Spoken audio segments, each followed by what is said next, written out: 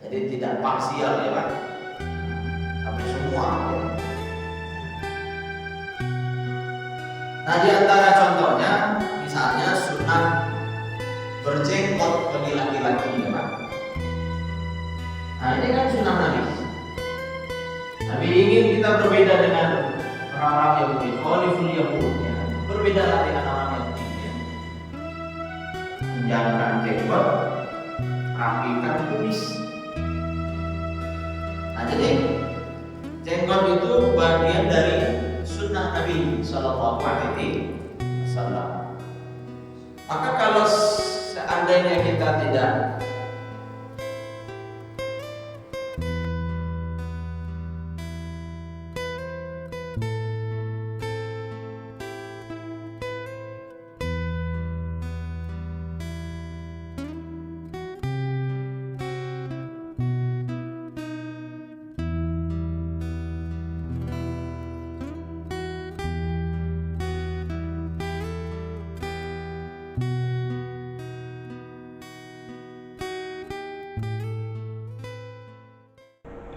Assalamualaikum warahmatullahi wabarakatuh.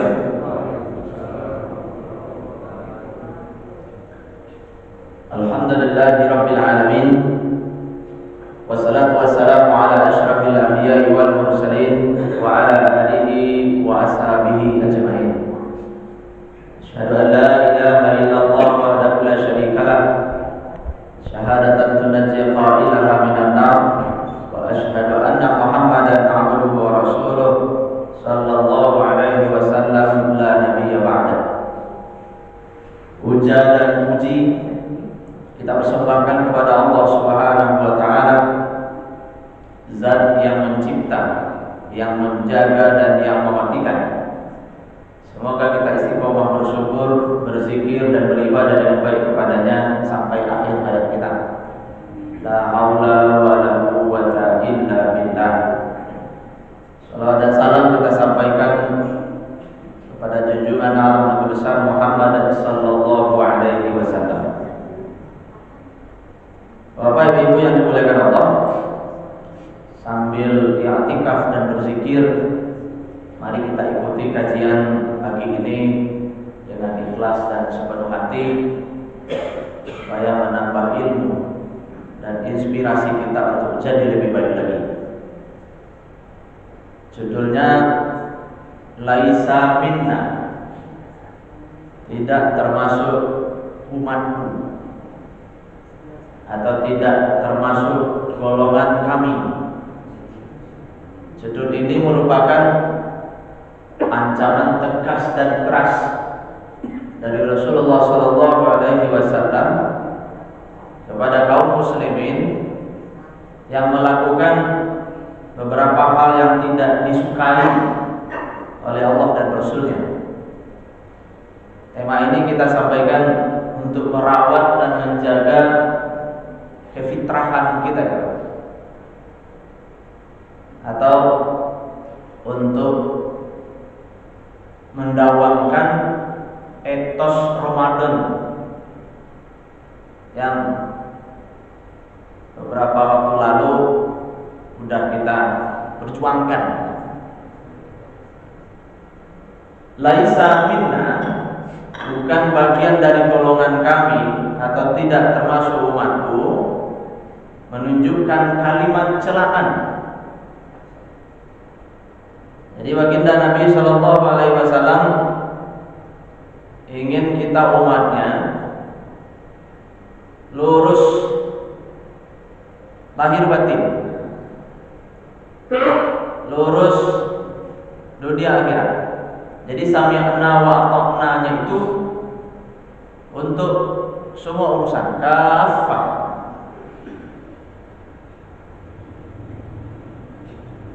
Tapi bukan berarti kalimat laisa minna itu mengeluarkan seseorang dari Islam. Ini mirip dengan ungkapan bukan anakku ya Pak. Contoh, siapa yang tidak pulang saat Idul Fitri bukan anakku. Mungkin ada orang tua tertentu yang mengancam anaknya demikian. Tapi ketika ada anak yang tidak hadir ke rumah orang tuanya saat Idul Fitri, bukan berarti hubungan dia dengan ortunya menjadi putus. Dalam arti anak tetap anaknya, hanya saja kalimat ini menunjukkan kalimat celaan yang sangat tegas. Ibnu Hajar al-Asqalani dalam kitabnya Fathul Bari menyampaikan bahwa maksudnya adalah walaisal muradu bihi ikhrajuhu 'anid din. Bukan maksudnya mengeluarkan pelakunya dari agama. Jadi kita tidak boleh dengan gampang dan serampangan menuduh orang keluar dari agama.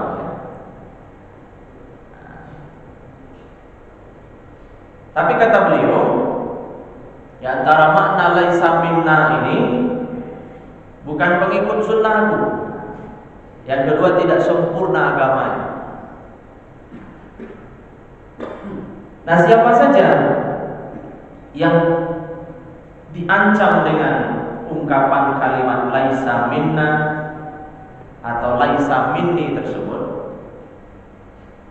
yang pertama orang yang tidak menyenangi sunnah Nabi atau membenci sunnah Nabi Shallallahu Alaihi Wasallam, tapi tidak membenci secara keseluruhan, hanya beberapa bagian saja yang dia tidak suka, dan tidak sukanya itu sampai kepada level benci. Nah, baginda Nabi Shallallahu Alaihi Wasallam menyampaikan, "Faman raghiba an sunnati falaisa minni." Siapa yang membenci sunnahku, maka ia tidak termasuk umatku. Nah, kalau kita lihat kata sunnati di sini, sunnah itu dari sisi kata kan terkategori mufrad ya Pak, atau tunggal. Nah, siapa membenci satu sunnah Nabi, falaisa minni. Satu sunnah Nabi saja kita benci, ancamannya tidak termasuk umat Nabi, apalagi membenci banyak sunnah Nabi gitu ya.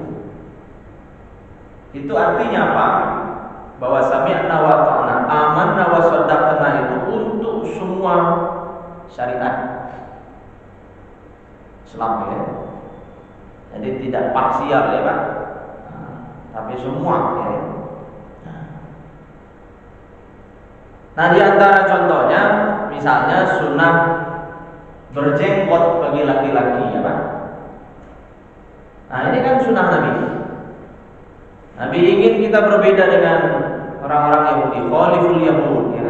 Berbedalah dengan orang Yahudi ya. Panjangkan jenggot, rapikan kumis. Nah, jadi jenggot itu bagian dari sunnah Nabi Shallallahu Alaihi Wasallam. Maka kalau seandainya kita tidak panjang jenggotnya, ya, dengan beberapa alasan tentunya, nah minimal kita tidak membenci orang yang berjenggot. Nggak boleh ikut-ikutan latah, ya, dengan framing negatif yang dilakukan oleh media-media mainstream tertentu ya Pak, yang mempersepsikan jenggot itu simbol terorisme ya. Nah, ini kalau jenggotnya panjang, nah ini mesti baiknya di permukaan saja, dalamannya jahat gitu kan. Awalnya doang yang baik, ujung-ujungnya nanti ini orang jahat gitu. Nah, persepsi ini bahaya, karena jenggot itu adalah sunnah Nabi. Nah, kalau muncul mungkin keinginannya, nah gak usah panjangin jenggot. Nah, nanti kamu dituduh teroris. Atau ujung-ujung, kenapa kamu kok sekarang jadi begini nih? Jadi apa? Jenggotan ya? Nah, ini di-image-kan. Image-nya kadang kalau udah berjenggot itu berarti udah paham banget agama. Nah, ujung-ujungnya nanti nih jadi ekstrim, jadi fundamentalis bahasa itu. Keras, kasar. Baiknya hanya kepada komunitas atau kelompoknya. Kalau ke yang lain itu dia jahat. Nggak boleh kita mengeneralisir seperti itu tentunya ya. Karena ini bagian dari syariat. Nah, bagian dari syariat. Berikutnya misalnya kalau untuk ibu-ibu itu poligami ya. Poligami. Poligami itu termasuk syariat. Maka kita tidak boleh membenci poligami, apalagi menentang poligami ya. Menjadi juru kampanye untuk menentang poligami. Alasannya HAM dan seterusnya. Nah, kalau tidak suka dengan poligami, cukup mengatakan poligami boleh, saya tidak suka di madu. Poligami itu halal, hanya saja saya tidak mau diduakan. Itu insya Allah aman. Tapi kalau menghina poligami, kemudian menuduh poligami itu melanggar HAM dan seterusnya, jangan syariatnya. Nah, kalau ada oknum tertentu ya, pelaku poligami yang tidak syar'i ya, poligaminya syar'i, tapi dianya tidak syar'i dalam artian tidak mengamalkan syariat dengan sebaik-baiknya, maka cukup tidak suka dengan pelaku yang bersangkutan. Jadi tidak boleh digeneralisir lah. Nah, poligami boleh, hanya saja saya tidak mau di mana. Nah, karena baginda Nabi Shallallahu Alaihi Wasallam sendiri, ya selain syariat ini ada di Quran, Nabi melakukannya. Dan tentu poligami yang dilakukan Nabi itu banyak hikmahnya. Menurut penelitian yang dilakukan oleh Ustaz Adi Hidayat dan beliau sampaikan di ceramahnya, kata beliau setelah dia meneliti, istri-istri Rasulullah Shallallahu Alaihi Wasallam itu mewakili karakter semua istri kaum muslimin. Nah, nanti Bapak Ibu bisa cek istri-istri Rasulullah dengan karakternya. Bukunya sih ada ya, yang bercerita tentang sirah sahabiyat. Jadi sejarah hidup sahabat-sahabat perempuan Rasulullah ya. Nah, termasuk istri-istri Nabi tentu di dalamnya. Nah, istri kaum muslimin diwakili karakternya oleh istri-istri Rasulullah itu ya. Dan Rasulullah Shallallahu Alaihi Wasallam sukses di rumah tangganya, Pak. Padahal istri beliau kan banyak. Nah, ketika orang sukses memimpin di rumah tangga, insya Allah dia juga akan sukses memimpin di luar rumah tangganya.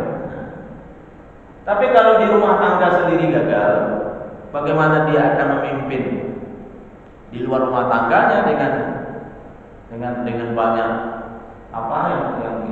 yang orangnya banyak, karakternya juga beragam gitu ya. Nah, makanya baginda Nabi Shallallahu Alaihi Wasallam itu dijuluki sebagai qudwah hasanah, uswah hasanah, ya Pak. Teladan dan ikutan yang baik.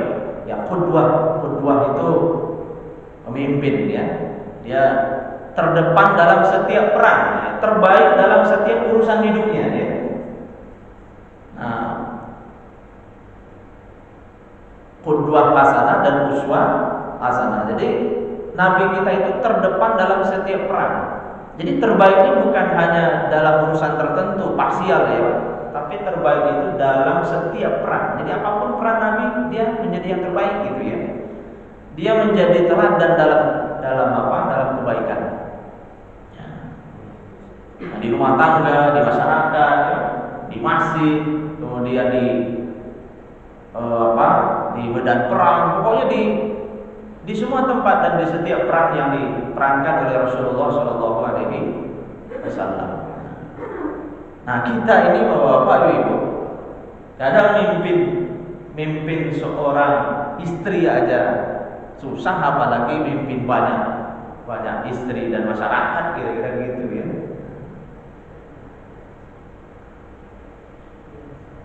Selanjutnya, orang yang menipu, laisa minna man ghasya. Bukan bagian golongan orang yang menipu. Nah, tidak termasuk umatku orang yang menipu. Gimana? Dalam riwayat lain, man ghasyana falaysa minna. Barang siapa yang berbuat curang atau menipu kaum muslimin, maka dia bukan termasuk golongan kami. Coba kalau kita termasuk dalam ancaman ini kan ngeri banget. Sementara kita nanti butuh Rasulullah. Kita butuh syafaatnya. Tapi kita terkategori orang yang diancam gak termasuk makhluk. Walau pada akhirnya misalnya kita ditolong, disyafaati, tapi di awal kita gak dianggap, coba baik. Kita akan terlutang lantung nanti di mahsyar. 50.000 tahun bayangin itu mahsyar. Betapa mengerikannya. Betapa sulit dan susahnya nanti orang-orang yang diancam dengan ancaman ini di mahsyar ini. Nah, sementara kita kan kepengen dimuliakan. Di dunia ini kita mulia, di akhirat kita kepengen juga dimuliakan. Hisabnya dimudahkan dan dicepatkan gitu. Kalau bisa kita dihisab di awal-awal gitu. Memang ditakdir masuk surga, tapi masuk surganya setelah 20.000 tahun ngantri misalnya. Walaupun ngantrinya dalam perlindungan Pak, dilindungi oleh Allah Subhanahu wa taala, tidak merasakan kepanasan, tapi kan tetap bosan, boring, nunggu ngantri 20.000 tahun gitu. Orang 20 menit aja kita ngantri, kadang kita udah bosan ya.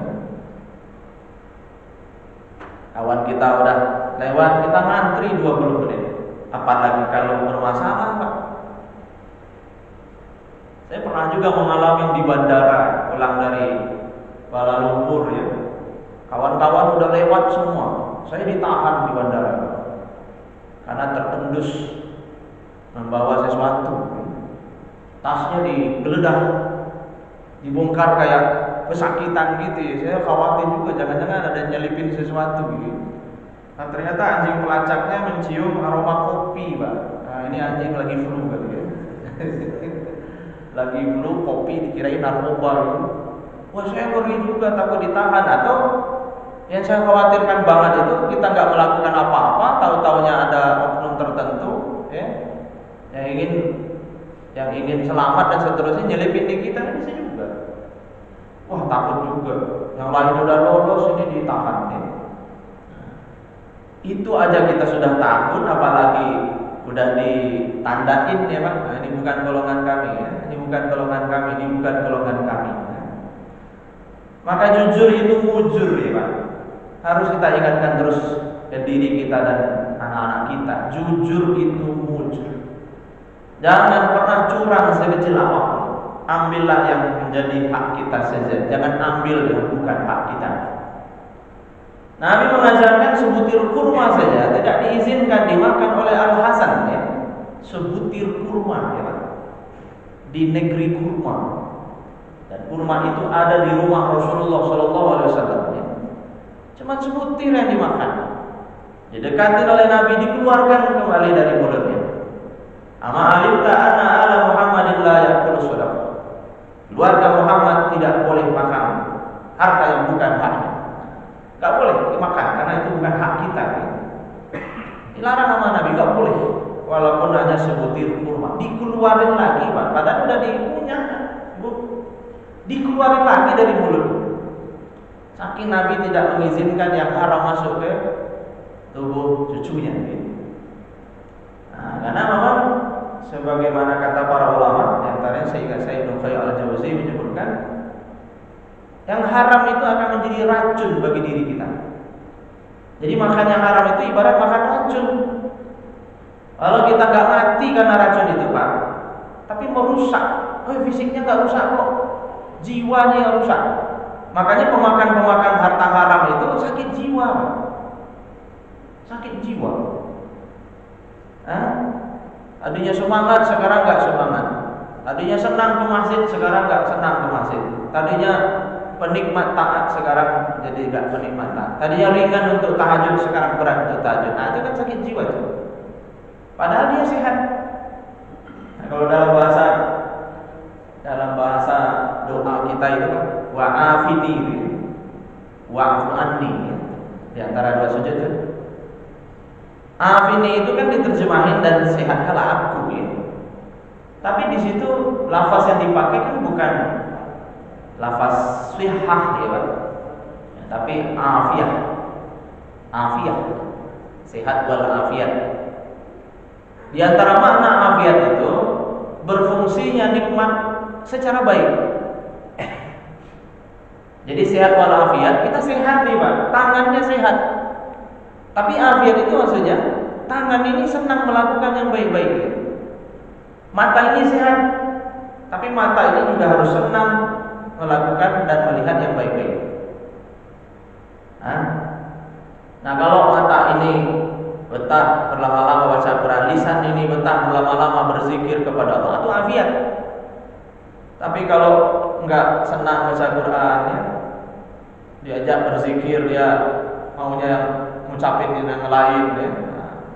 Nah, berarti belum afiat. Nah, ada yang memaknai afiat itu sehat batin. Nah, jadi batinnya sehat. Jadi nggak gampang tersinggung, nggak gampang benci, ya, ramah bukan marah. Sama orang itu sopan santun ya. Dia punya alasan besar ya. Kita sesama makhluk Allah dan umat Rasulullah. Jadi siapapun kita, alasan besar kita untuk merasa bersaudara adalah kita sama-sama diciptakan oleh Tuhan yang Maha Pengasih lagi Maha Penyayang. Walaupun mungkin hari ini yang bersangkutan belum Islam gitu. Tapi kan pencipta kita sama. Tuhan yang menciptakan kita itu adalah Ar-Rahman Ar-Rahim yang Maha Pengasih lagi Maha Penyayang. Apalagi dia umat Rasulullah Shallallahu Alaihi Wasallam. Walaupun mungkin hari ini dia masih pendosa gitu ya Pak. Nah, itu orang yang apa? Yang jiwanya sehat, kolbunya kolbun selim ya. Nah, jadi tidak ada benci ya. Kalau benci muncul, dia cepat-cepat membuang rasa benci itu dengan sekuat tenaga ya. Bahkan ada dialog apa? Dialog imajiner, saya senang juga. Wahai iri katanya Pak, jangan dengki ya. Dia berdialog dengan dirinya, wahai iri jangan dengki. Karena kadang kita ini gampang sekali untuk iri dengki, ya. Tanpa disadari kita sudah terjebak kepada hasad. Nah, maka memang ya sekali-sekali ngomong juga ke diri kita ya, wahai iri jangan dengki.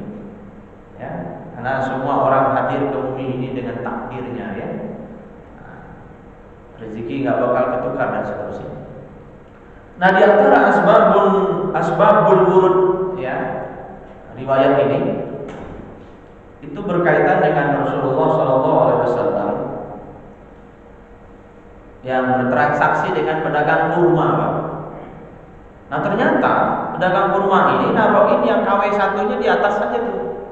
Nah, bagian bawahnya itu beda sama yang bagian atas ya. Jadi untuk menarik perhatian pembeli ya. Nah, seolah-olah kurmanya itu semuanya KW1 ya. Nah, ini yang bagian sini bagus, yang sini nggak bagus. Kadang kan suka begitu tuh ya.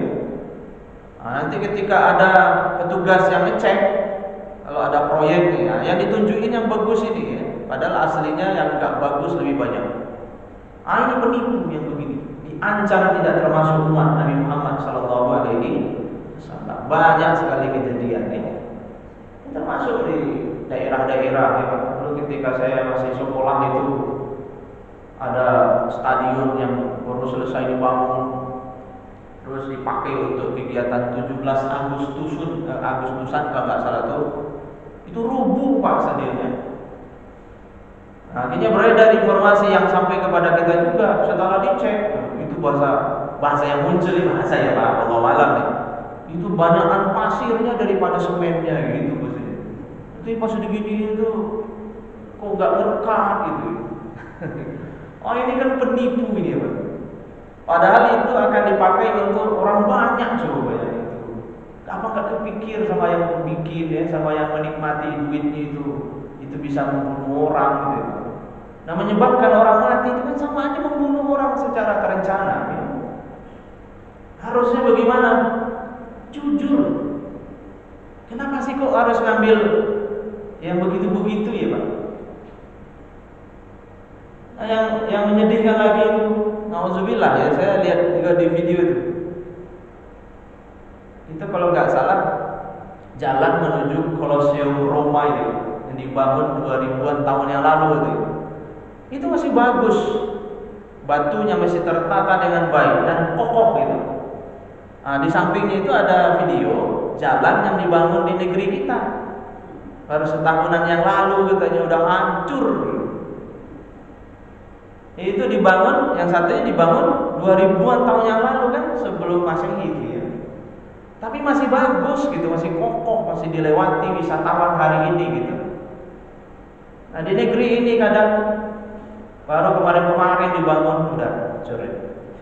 Boro-boro mau kena air limbah ya, kena tetesan hujan aja hancur itu Kongo. Akhirnya saya berpikir, apa ia udah serumit ini untuk menjadikan bangsa ini bangsa yang jujur gitu ya. Nah, bapak-bapak yang lagi dapat amanah jabatan ya, ingat hadis ini, tidak termasuk umatku orang yang menipu ya. Nah, cobalah untuk berlaku jujur. Nah, kita himbaulah kepada para pejabat-pejabat kita ya, jadilah orang yang jujur, jadilah contoh teladan bagi yang lain supaya bangsa ini bisa lebih baik. Nah, kalau untuk ngurusin diri sendiri aja kita susah, gimana kita ngomongin Palestina itu? Jangan-jangan sebagian orang gak terketuk hatinya melihat penderitaan Palestina itu karena kebanyakan makan yang nggak halal saja, dia akhirnya nggak ada rasa simpati dan empati kepada pihak lain ini. Allah, nauzubillah. Kemudian berikutnya dalam riwayat Ibnu Hibban dan hadis ini juga berkualitas sahih. Man ghasyana falaysa minna, siapa yang menipu maka tidak termasuk umatku atau golongan kami. Wal makru wal khida'u finnar, orang yang berbuat makar dan pengelabuan tempatnya di neraka. Tidak boleh terlibat makar.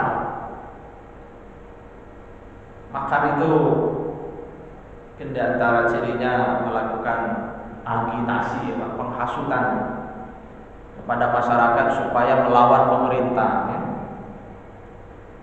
Nah, supaya pemimpin itu diturunkan dari jabatannya dengan cara yang inkonstitusional bahasanya begitu ya, Pak. Nah, ini nggak boleh, kita nggak boleh ikut-ikutan. Ya, kalau bisa kita berjuangnya itu berjuang yang konstitusional saja. Kalau kita kepengen pemimpin itu orang yang sesuai kriteria kita dan komunitas kita, perjuangkan ya. Kalau di negeri ini ya 5 tahun sekali. Nah, berjuanglah di ringnya, di arenanya ya, Pak. Nah, jangan balapan liar. Balapan liar itu ilegal, bahaya juga. Ya, udah disiapin sirkuit, nggak ada yang pakai sirkuit. Kayak kemarin ada ponakan yang lagi senang balapan, Pak. Nah, kebetulan orang tuanya juga mampu ya, dimodali, didanain sama dia anaknya. Saya bilang, kalau bisa suatu saat nanti Adam bisa jadi juara MotoGP gitu. Kan bangga kita ya, Pak, kalau ada anak bangsa ini yang juara MotoGP. Tandingnya di sirkuit. Nah, bukan balapan liar. Coba lihat di video-video YouTube itu, Pak. Anak-anak muda kita yang mati karena balapan liar itu. Ditemukin sih, disolakin gitu. Ada berbuah lagi itu. Ya. Kecelakaan mati. Nah, ini kan tentu tidak benar.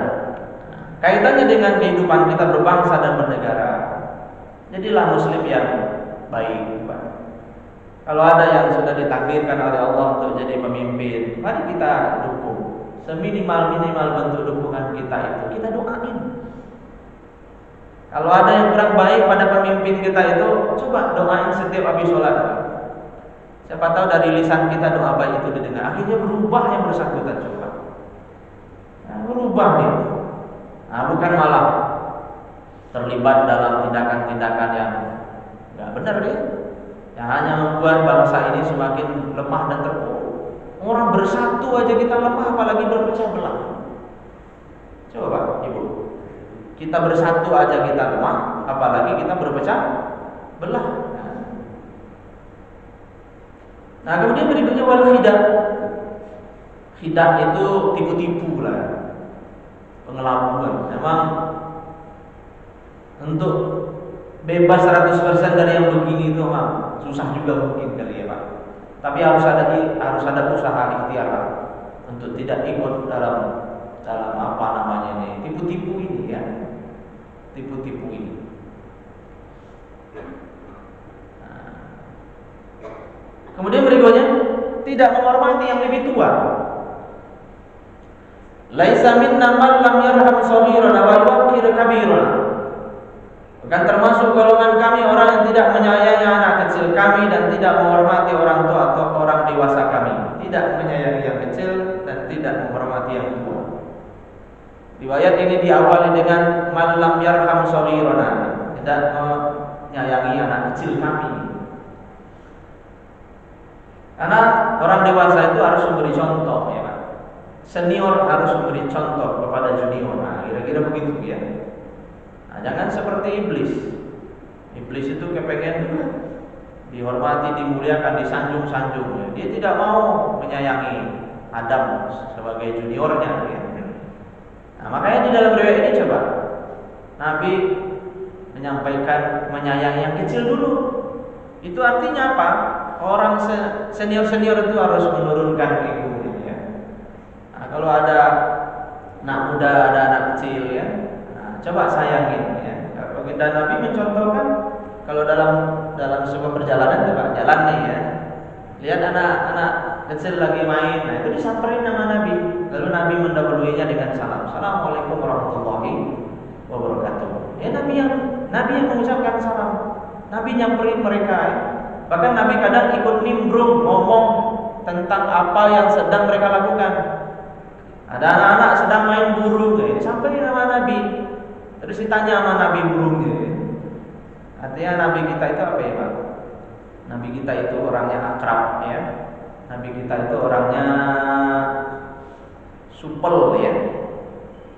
Nabi kita itu orangnya friendly kalau bahasa anak-anak sekarang tuh ya. Bersahabat. Jadi tidak apa Pak? Tidak elitis. Tidak Pak mercusuar ya, tinggi gak tersentuh ya. Ya Nabi kita itu beda dengan raja-raja yang ada ketika itu. Ya kan ada raja Persia, ada raja Kisra Persia, ada Kaisar Romawi ya, berbeda. Nah, kalau Kaisar dan raja itu kan beda. Makanya coba Bapak Ibu lihat sejarah Kisra dan Kaisar itu. Rata-rata mereka itu dikudeta. Kalau tidak oleh lawan politiknya, oleh keluarganya. Kenapa mereka dikudeta? Karena setelah menjadi raja, kecenderungannya itu kan elit Pak. Masuk komunitas elit ya. Ada lawan politik yang nggak suka, yang protes, itu seringnya kan dihabisi ya. Kalau Nabi tidak dihabisi, didoain. Bahkan sekelas embong munafik Madinah aja tidak dibunuh oleh Rasulullah, tidak diperangi oleh Rasulullah. Ya. Abdullah bin Ubay bin Salul itu ya, yang menjadi asbabun nuzul banyak ayat dalam Quran itu ya. Nah, puncak kenifakannya itu mempengaruhi kopassusnya Rasulullah dalam perang Uhud itu. Ya, dia menghasut, memprovokasi supaya orang tidak melanjutkan perjalanan ke Uhud. Supaya Rasulullah kalah dan Rasulullah yang mati coba Pak.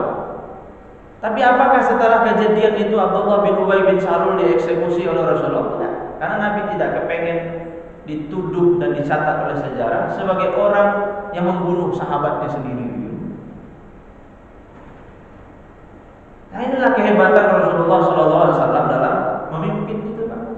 Makanya Rasulullah itu ada di hati setiap orang. Walaupun orang itu musuh Rasulullah SAW, jadi secara diam-diam Apa bahasa itu Pak ya?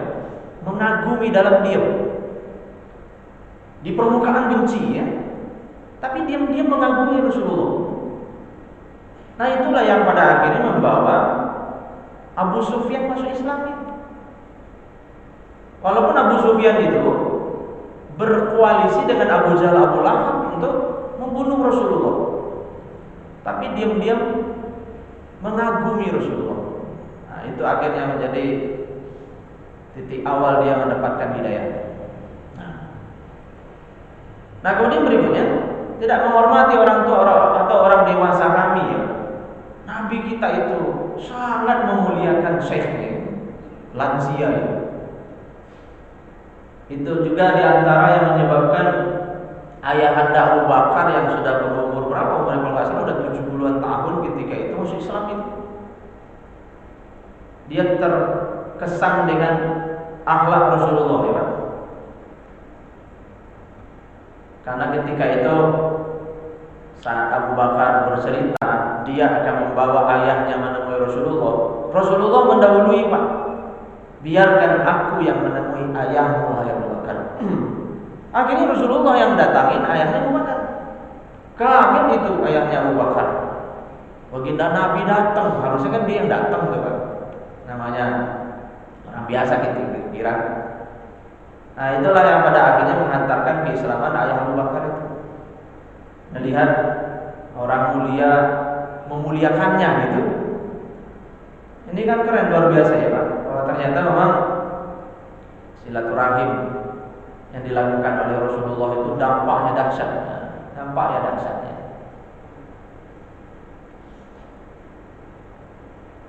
Nah kemudian ada riwayat ma'akrama syabun saykhan li sinni illa qayyadallahu lahu man yukrimuhu 'inda sinni. Jika seorang pemuda menghormati orang yang lebih tua karena umur tuanya, melainkan Allah akan menjadikan atau menggerakkan hati orang untuk memuliakannya di masa tuanya. Ya kalau kita ingin dimuliakan di masa tua kita, muliakan orang tua dari hari ini.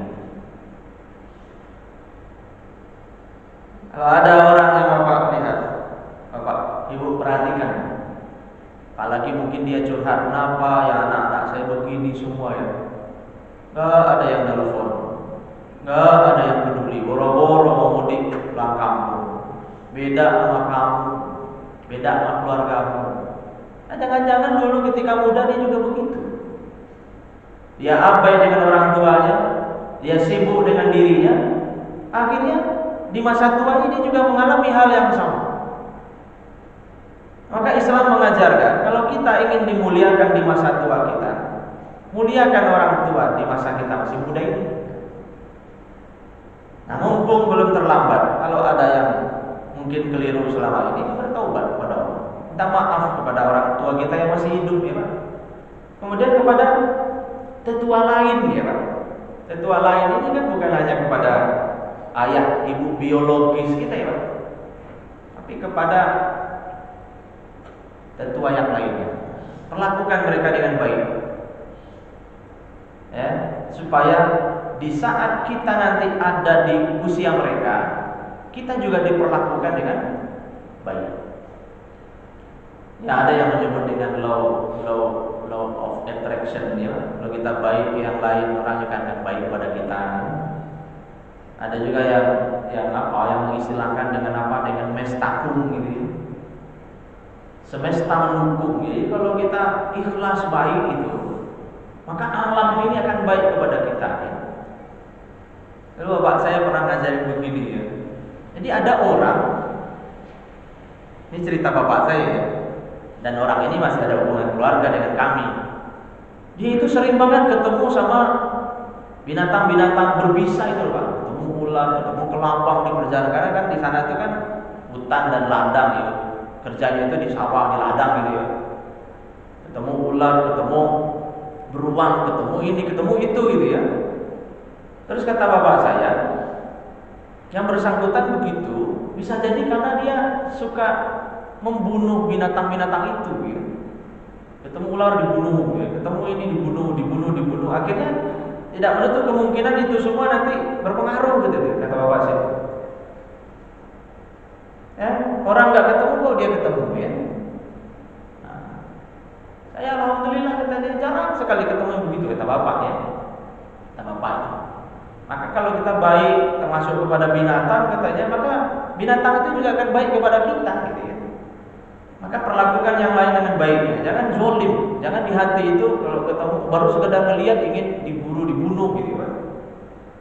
Nah, ini nasihat berharga juga menurut saya, karena ada kadang orang itu ya Pak, ya yang suka zolim ya Pak, bukan hanya kepada pada binatang, kadang kepada manusia juga begitu gitu. Kemudian berikutnya, tidak melakukan Al-Quran. Ini sederhana, tapi ada riwayat hadisnya. Laisa minna man lam yataghanna bil Qur'ani wa zada ghairuhu yajharu bih. Tidak termasuk umatku orang yang tidak melakukan atau memperindah bacaan Al-Quran. Dalam riwayat lain ada tambahan membaca dengan suara yang jelas atau keras ya. Hadis dari Bukhari nomor 7089. Melakukan Al-Quran. Zayyinul Qur'ana bi aswatikum, hiasilah Al-Quran dengan suaramu ya. Fa inna sautal hasan yazidul Qur'ana husnan. Karena sesungguhnya suara yang indah itu dapat menambah keindahan Al-Quran. Nah, berarti kesimpulannya kita harus belajar nada, harus belajar nagom Quran ya.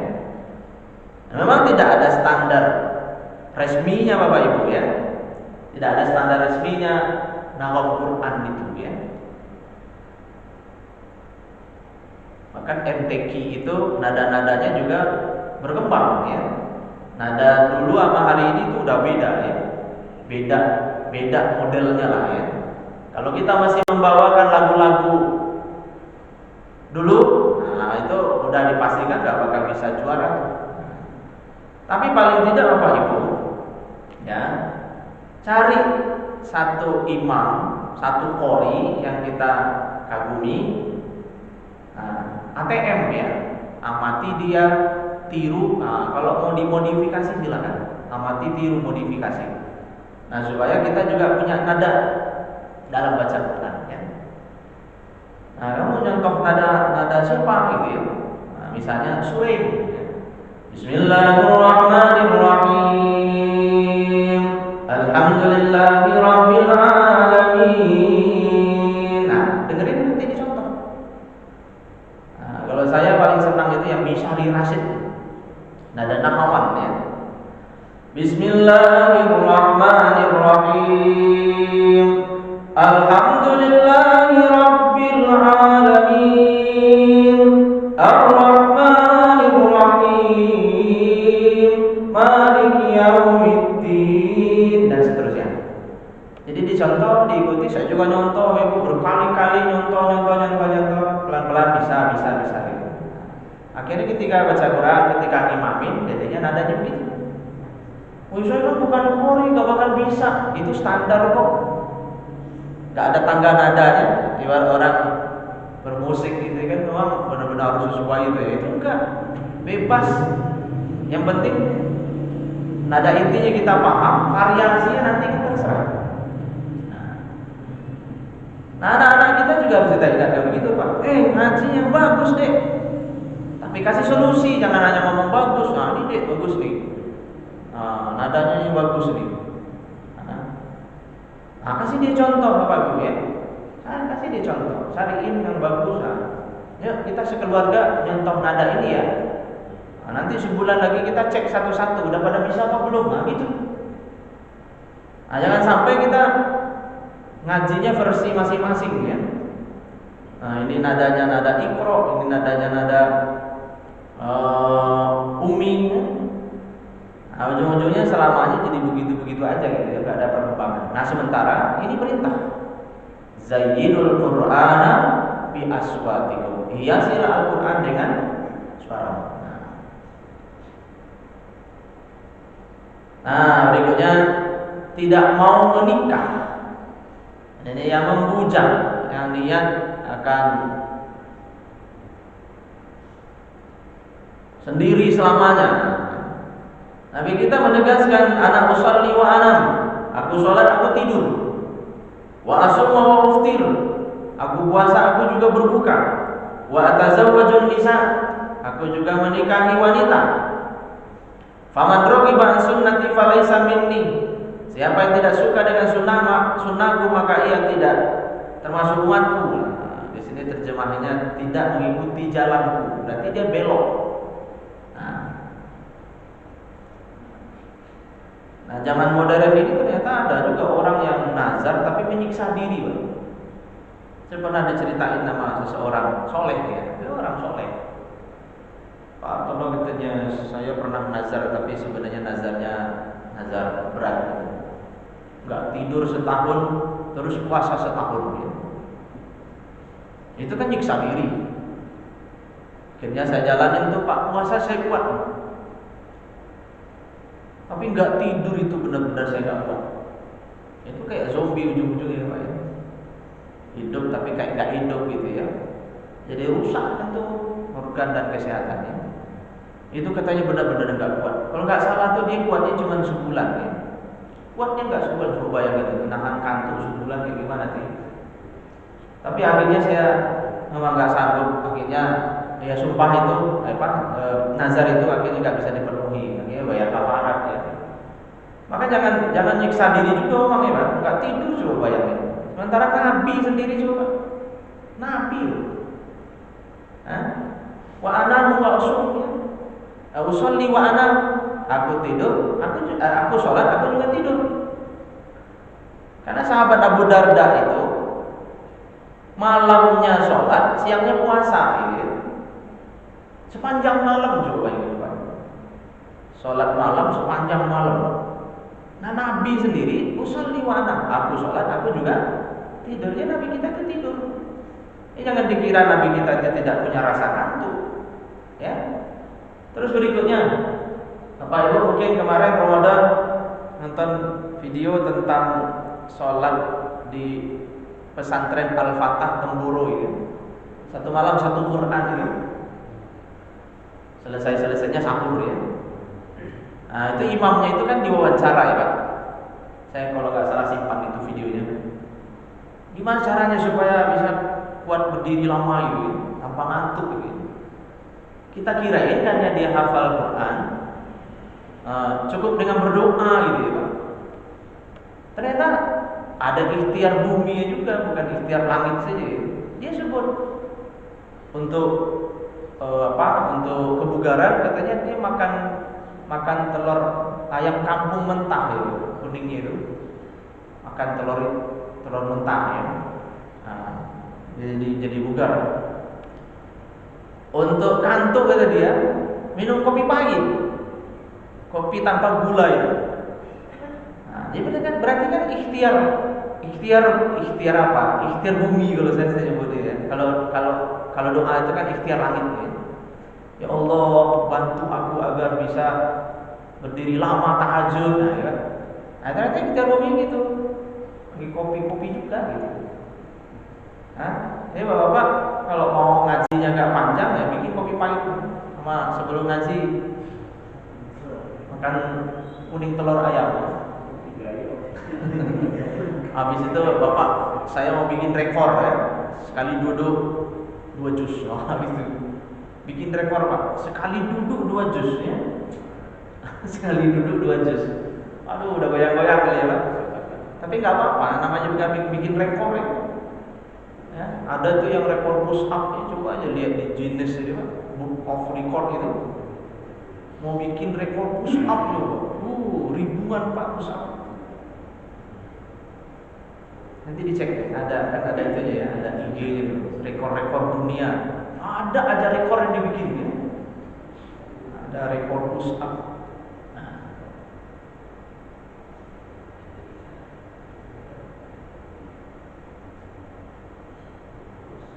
Terakhir,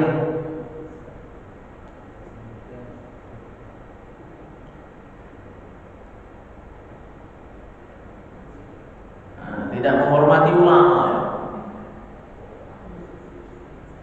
Tidak menghormati ulama. Hormatilah ulama itu karena Allah, karena dia diamanahi oleh Allah dengan Quran dan Sunnah. Bukan karena kelompoknya, organisasi. Itu kan bukan ulama kita gitu. Itu ulama sebelah atau gitu. Itu ulama tetangga. Kadang saya suka dengar dari kawan-kawan itu bahasa-bahasa begitu. Menurut saya itu nggak pantas saya sampaikan dia. Orang tertentu dikasih amanah oleh Allah untuk menviralkan Allah ke semua itu, Pak. Coba Bapak Ibu perhatiin, udah berapa kali kita menyebut nama Allah dari tadi itu. Jadi kita ingin nama Allah ini viral. Tugas ulama itu salah satunya kan itu, ngenalin Allah ke semua. Ya, ketika ada ulama kepleset ya Pak, jalan pleset gitu ya, akhirnya ditimpuk. Harusnya ulama itu ditolong, dibantu, diselamatkan ya Pak, dibawa ke rumah sakit. Ini enggak, ditimpuk, diinjak-injak rame-rame. Nah ini kadang yang terjadi dengan netizen Indonesia. Di satu sisi ini netizen Indonesia ini katanya paling ditakuti di dunia ya Pak, melalui serangan-serangan dunia maya itu. Tapi serangannya membabi buta, ulama juga diserang. Latah, nggak lihat siapa lawan. Nah ini ngeri. Saat Hidayat salah ngomong misalnya, atau berbeda dengan sebagian yang lainnya ya, lalu dia dikritik, yang lain ramai-ramai juga menghantam ya. Bahkan bilang Ustaz Adi Hidayat sesat. Ya Allah ya Rabbi, antum siapa? Kok berani-beraninya bilang Ustaz Adi Hidayat sesat? Padahal beliau dikasih amanah oleh Allah untuk nyampaikan agama ini ke semua. Walaupun mungkin beda organisasi dengan antum. Mari kita muliakan ulama-ulama kita ya.